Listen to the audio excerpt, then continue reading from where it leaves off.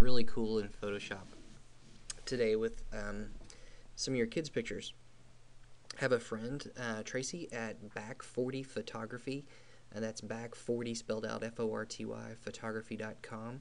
And she does this effect by hand, and they're great for heirlooms. And I really suggest if you have a favorite family photo that you go with her and that you get this done. But let's just say you're playing around and you want to give this colored effect or hand painted pastel effect to images that you've got. This picture is from 1942, and it's titled Mary and Lorraine, about 1942. I just found it on the internet.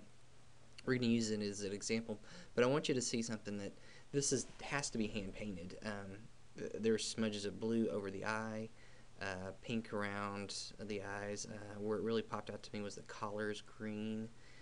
There's yellow here. These were probably done with oils, and who knows what their real hair color and eye color were. Beautiful image, beautiful young women in 1942. But what I'm going to teach you how to do is how to get the same effect or a similar effect in Photoshop with a modern picture. The guys back then, the ladies back then who did this, they didn't have color, so they didn't get to go backwards and do this, but I have a lot of respect for these old photographers and old image editors that they were more artists. They were the artists. So let's figure out how we did this.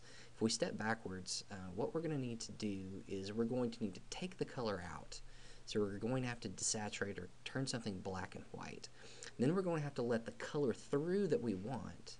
So that's step 2. And then number 3 is we're going to have to make the colors lighter, more pastel. So first take the color out, then allow the color through that we want, and then change or modify that color to what we want. So say goodbye to Mary and Lorraine for a little while, and we're going to say hello to my daughter again, who's our willing model. I wanted to pick a picture that had some great colors to it.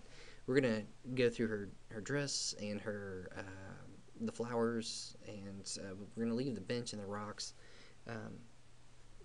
black and white. So first step was to take out the color, do an adjustment layer, we'll do a hue saturation, and we're just going to take out the color. Very simple. Next step is we're going to let the color through. So this layer has a layer mask on it, so if you've seen in previous videos, what we're going to do is we're going to on this mask is saying take the color out. So we're going to do kind of a flip weird thing, is we're going to black. Black usually conceals, but in a mask that is concealing is the same as revealing. It's kind of like multiplying by 2 negatives and you get a positive. So I've chosen a brush that's about the right size, chosen black, and I'm going to go over the flowers. Now you'll see the real color come out in those flowers, and this is going to be just more of the same. We had some flower over here. I got to be really careful not to get that bench. See, that's popping out. I want her dress, and I want her skin and her hair. Now those are the colors that I'm going for. Her hands. We could even take those flowers or the grass that's behind her. We're not going to do that because I just want those. Now if we screw up and we get too much, like right in here, flip that over to white, and we take that out. We're concealing. White conceals.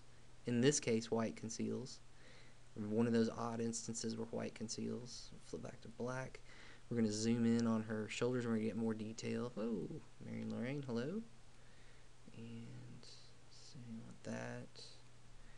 Just going through and flipping. We don't want the rock. Rock's trying to bleed through. And give me a break and I'll get it all finished up and cleaned up and we'll continue. Okay, so I went ahead and cleaned everything up. Something you should want to do, just going through and taking care of the colors all around your subject and getting those colors straight and making sure we have clean lines. So next step, what we've done is we've done 2 steps. We've taken all the color out, by doing a hue saturation and turning the saturation all the way down to 0.